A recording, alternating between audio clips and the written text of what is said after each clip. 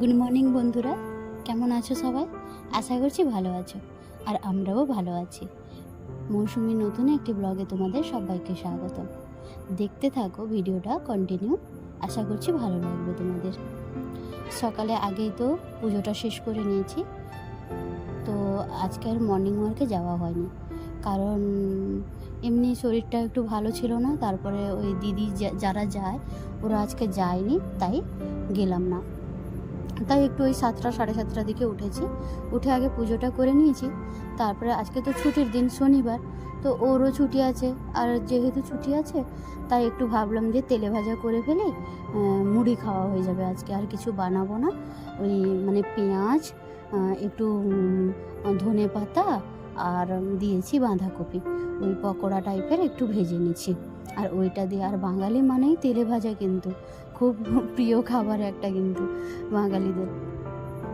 তো অনেক দিনও খাওয়া হয়নি, কিন্তু মানে অনেক দিন পরে কিন্তু তেলে ভাজাটা করা হচ্ছে। প্রায় এখন মানে করা হয় না তেলে ভাজাটা, ওই আজকে অনেক দিন পরে মন বললো যে একটু করে খাই, তাই করলাম। আর বাঁধাকপিটা একটু রয়ে গেছিলো। আর সত্যি কথা বলতে আমার বাঁধাকপি তরকারিটা একেবারেই পছন্দ লাগে না, মানে খেতে ভালো লাগে না। একটু ওই ভাজলে বা এরকম পকোড়া টাইপের কিছু করলে ভালো লাগে তখন খেতে।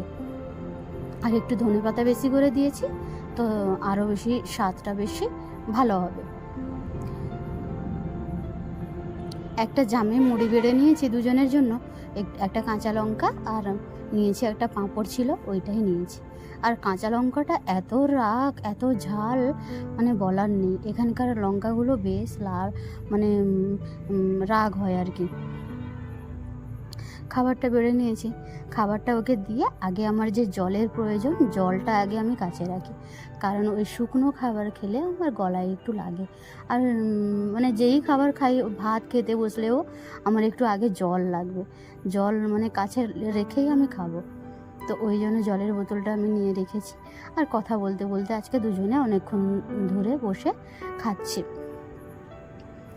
তো খাওয়া দাওয়া শেষ করে আবার দুপুরে রান্না বান্না আছে, ওইসব করতে হবে। দেখা যাক কী রান্না করি। ওকে জিজ্ঞাসা করছি খেতে বসতে বসতে যে আজকে কী রান্না করব, যেহেতু ছুটির দিন আছে। ওই যে খাওয়া হয়ে গেছে সকালের খাবারটা, ও একটু বাজারের দিকে বেরিয়ে গেছে, জানি না কি কাজ আছে বললো, তাই বেরিয়ে গেছে। তারপরে আমি এদিকে মাছটা কেড়ে দিলাম, কারণ ওটা মাছটা ঠান্ডা হতে একটু নর্মাল হতে টাইম লাগবে, তাই কেড়ে দিলাম। আর এদিকে দেখো সবজিগুলো কেটে নিয়েছি, গিমা শাক রান্না করব। গিমা শাকের ওই আলু বেগুন কেটে নিয়েছি, আর সেদিকে আছে গিমা শাক। আর এদিকে ওই মানে কাঁচা কুমড়ো আর আলু কেটেছি, টক করব, মাছের টক করব। আর এই দিকে দেখো ওই পেঁয়াজ কলি আর আলু একটা দিয়ে ভাজতে বসিয়েছি। আর এদিকে মাছটাও ভেজে নিয়েছি, মানে আগে মাছটা ভেজে নিয়েছি, তারপরে পেঁয়াজ কলি আর আলুটা ভাজতে দিয়েছি। ও বলল অনেক দিন ধরে দুপুরে টক খাওয়া হয়নি, তাই ওই মাছগুলো দিয়ে টক রান্না করবে। এখন ওই পেঁয়াজ কলি আর আলুটা একটু ভালো করে ভাজছি, ওটা তো ভালো করে একটু না ভাজলেও হবে না, তো তাই জন্য একটু ভালো করে ভাজছি। আর পেঁয়াজগুলো না খুব একটা ভালো ছিল না, কিন্তু মানে বলি না, এখানে সবজি পাওয়া না খুব মুশকিল, মানে ভালো একটু সবজি পাওয়া খুবই মুশকিল। মানে যদি কোনো দিন একটু ওই যে কালকে একটা কাণ্ড হয়েছে, মোচা এনেছিলাম, তো মোচা এনে মানে এত ঠকেছি। আর কালকে সত্যি কথা বলতে সারাদিনটা মনটা খারাপ হয়ে গেছিলো, কারণ ওই মোচা খাবো বলে, মানে এখানে তো জানো তো আমি বলেছি শাকসবজি অতটা খুব ভালো একটা পাওয়া যায় না, তো যখন পাওয়া যায় আমি তো মানে নিয়ে নিই, যখনই পাওয়া যায়। আর পারলে আমি বেশি করেই নিয়ে নিই, কারণ রেখে দিলে, ফ্রিজে রেখে দিলে খাওয়া যাবে কিছুদিন রাখলে, কিন্তু সব সময় তো পাওয়া যায় না।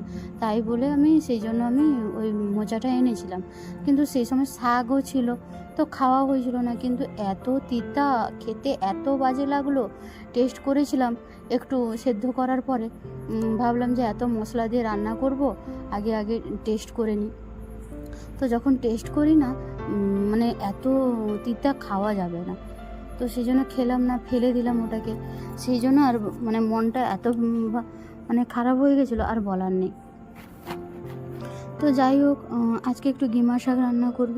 গিমাও ছিল ফ্রিজে অনেক দিন থেকে, তো ভাবছি আজকে গিমাটাও ও বাজারে গেছিলো, বাজার থেকে চলে এলো। তো গিমা শাকটা এখন হয়ে গেলেই টকটা তারপরে রান্না করব।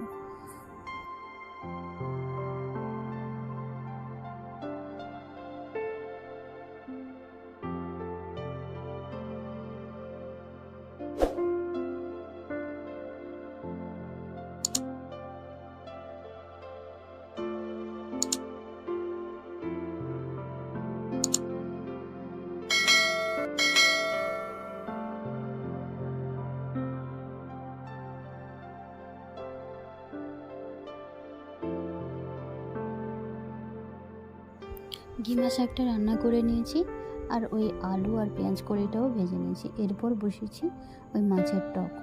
ওই কুমড়ো, কাঁচা কুমড়ো একটু ছিল, কাঁচা কুমড়ো দিয়ে আলু দিয়ে টক করব। আর কাঁচা কুমড়োটা আমার খেতে একটু ভালো লাগে, কিন্তু পাকা পাকা যে কুমড়োটা মানে হলুদ রঙের যেটা হয়, ওটা একেবারেই খেতে ভালো লাগে না। ওইটা তো একেবারেই আমি খাই না। আর এই কাঁচা কুমড়ো হলে একটু খাই। আর ওই যে ঘন্ট রান্না হয়, ওটাও আমি এতটা খেতে ভালোবাসি না। তাই ওই কুমড়োটা খুব একটা বেশি আনা হয় না, কাঁচা কুমড়ো হলে আনা হয়। আর ওই যে মাছের মাথা দিয়ে আর 2 পিস মাছ দিয়ে মাছের টকটা করব, সবজি দিয়ে করছি। তো টকটা হয়ে গেলে রান্নাবান্না কমপ্লিট হয়ে যাবে আমার। আর মাছের মাথাগুলো বেশ বড় ছিল। ভেবেছিলাম মুড়ি ঘন্ট করব, কিন্তু ও বলল যে না, মুড়ি ঘন্ট করলে তো ভেঙে যাবে, আর ওই ঘন্টর মধ্যেই মিশে যাবে, কিন্তু মাথার খাওয়ার স্বাদটা পাওয়া যাবে না। তুমি একটু তরকারিতে ফেলে দাও, আমি তরকারিতে খাবো। বললাম ঠিক আছে, তো তাই হোক, যেমন বলেছে ওইভাবে। আর ও ছুটির দিনে যেইভাবে বলে ওইভাবেই রান্না করে দিন, কারণ ও ঘরে থাকে তো, দুজনে বসেই খাই, সেই জন্য ও যেরকমটা বলে সেই রকমটা করি। আর দেখো, ওই যে রান্নাবান্না শেষ হওয়ার পরে আমি এই কাজটা আগে করি। গ্যাসটা আর গ্যাসের নিচে চারপাশটা একটু মুছে নিই ভালো করে। এইটা মুছে নিলে না আমার শান্তি লাগে, কারণ একদম অপরিষ্কার গ্যাসটা আমার একদম ভালো লাগে না। ওই জন্য আমি মুছে নিই। হ্যাঁ, কোনো সময় আমার থেকে যায়, ওই ধরো কোনো সময় করতে ইচ্ছে করছে না একটু, ঠিক আছে কালকে করব বা একটু পরে করব, এরকম থেকে যায়। কিন্তু বেশিরভাগ সময়ই আমি এইটা করে নিই।